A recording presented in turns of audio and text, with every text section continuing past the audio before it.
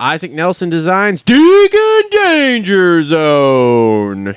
I should record that so I don't have to do that every week.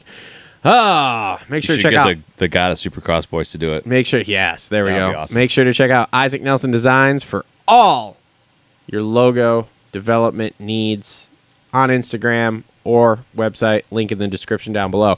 All right, so Hayden Deegan goes 2-3 for second overall. Fucking ripping. Looks so good. Fucking ripping. Honestly, if you've seen Ricky Carmichael ride in person, Deegan is not very far from that. Nuts are so big, they wouldn't fit in this fucking room. Well, this is now we're going to talk about the finish line jump. It doesn't mathematically make sense that he was able to hit that. None of it makes sense. On a 250. None of it makes sense. The corner sucks so bad that you can barely make the little double out of the corner, and then there's a 20-foot run to the finish line. And, like, if you're just riding normal, you're like, okay, I'm riding over the finish line and shit like that. Well, he comes in, he's like, see you later. I'm going over the moon. Those bikes supposed to be a lot of power because to do that, you can't spin the tire. You have to just propel. Mm-hmm. And when you get into the face, like, you have to seat bounce the shit out of it because that way you can get the bike to, like, pull up the face. I don't think it was seat bouncing it. I don't honestly think he was seat bounce. So I spent the entire first moto standing there waiting for him to do that jump, which he never did. So that was a huge letdown because I was like, oh, I know I'm going to be over here second moto because it's going to be hot.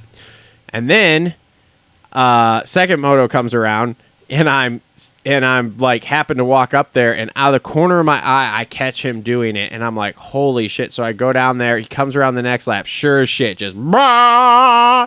And the guy next to me, he's like, he's been doing it every single lap. And I'm like, get the fuck out of here. I have literally been standing here. So anyway, so then I stood there and I filmed it like the next 3 laps, and then there was like 2 laps to go. And so then I walked up and around because I'm like, I got to see how he hits this corner. Because like you said, not only does that corner suck, there's that little double. You can barely make the double. Yeah, and there's not very much space between that and the finish. And I mean, like I told you earlier, he just like rolled through the corner. Like it wasn't like he hit it crazy. It wasn't the Houston corner that we all saw at the beginning of the year that we all went, holy shit, where did that speed come from? Yeah, no, it was nothing like that. And he just rolled on up the face and boom, just sent it. But that's crazy power. You've been there 2 years now with me. I've been there 4 years now. I've never seen anybody do that. 450, 250, nothing. Nobody ever jumps that. Like it, I'm just like, and like this is something I really like about this kid now. What he showed me is he's got these nuts to jump huge shit. Because, okay, so for example, in practice, right, we were arguing about this on amateur day there of what were the guys going to do in that first jump coming under the bridge there, that 5-pack or whatever.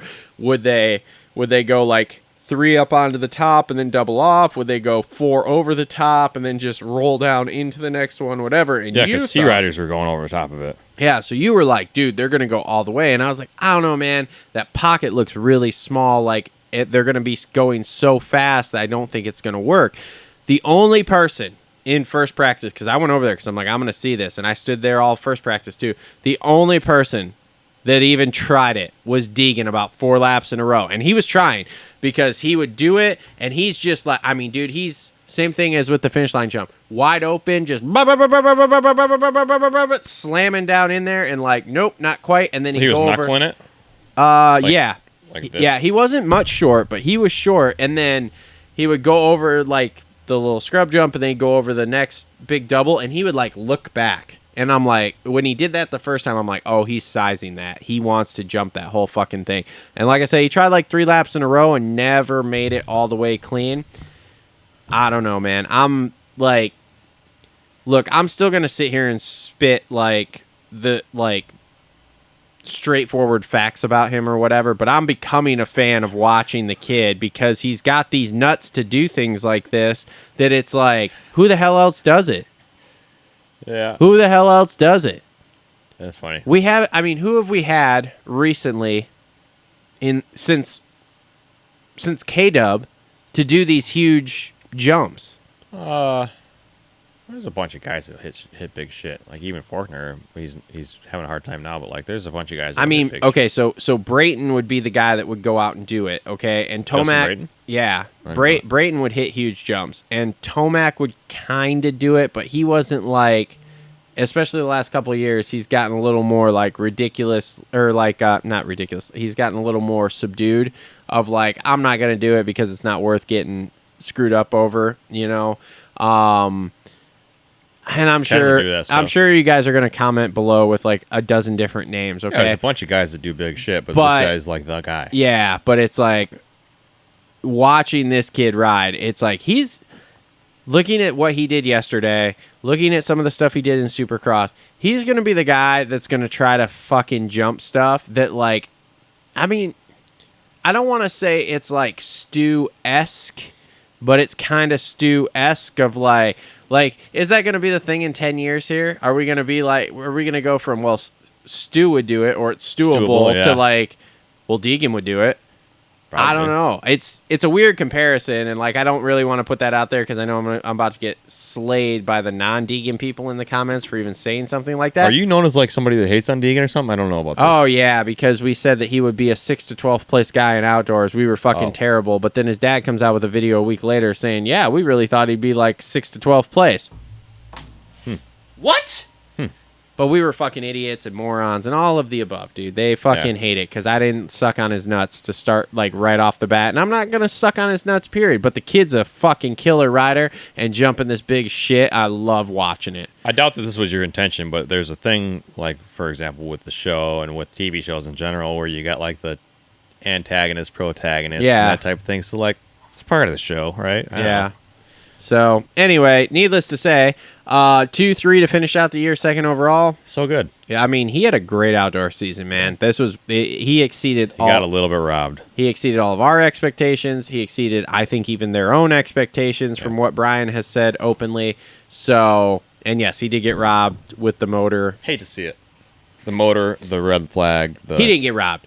All of us got robbed because that was sizing up to be a great last 3 rounds. Boy, could you imagine the nerves that Hunter would have to deal with when Deegan's right there at the points for the last few? His 10th place yesterday wouldn't have been doing very good. No, like I wanted to see Hunter win, but I wanted it to be last moto type shit there of like, holy shit, I can't believe this just happened type deal. So we got robbed on that front.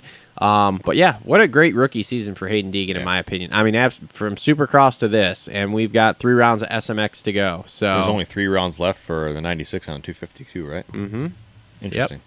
So 3 rounds plus designations. Oh yeah, if he's on 250, he is. Who's their third rider? Yeah, I don't know. They haven't announced it yet. I don't know. So some of the teams have been announced, like France. Just France. Well, that's the only major one I've seen. So France has Fevra, Renault, and Vial. Yeah, poor Dylan Fernandez. Fuckers. He's trying to get a U.S. passport. First off, fuck France, but even more, fuck the French Federation. What a joke every year. He's trying to get a U.S. passport right now, is what I heard. I think it's just a joke. I saw the thing on Instagram. I don't know, man. That would be funny if he did, though. I mean, for what it's worth, I like the guy, and I wouldn't be mad about it. If you want to be an American, that's cool, but I wouldn't be mad about it either. We ain't going to use him at the destinations for sure, but, welcome to the show. I mean, maybe. I mean, it doesn't go that fast. I don't know if you've ever been through any immigration stuff, but I know. It takes fucking forever. So, anyway. Let the government do anything. It takes forever, and they do it wrong anyways. Yeah. All right, let's move on here. So, Tom Vial